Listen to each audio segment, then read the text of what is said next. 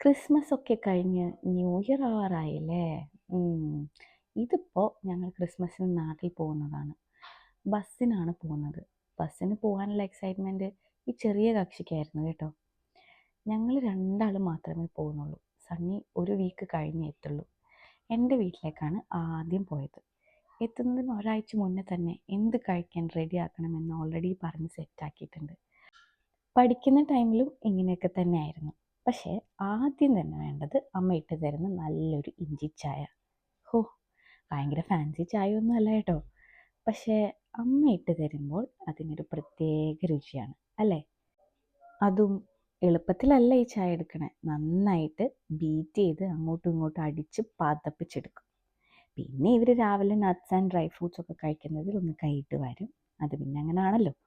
പിന്നെയാണ് നമ്മുടെ star of the day, നല്ല പുട്ടും അയല പാല് പിഴിഞ്ഞതും പപ്പടവും.